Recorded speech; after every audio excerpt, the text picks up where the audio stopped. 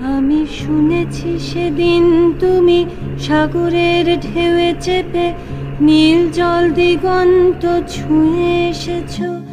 আমি শুনেছি সেদিন তুমি নোনা বালি তীর ধরে বহুদূর বহুদূর হেঁটে এসেছো।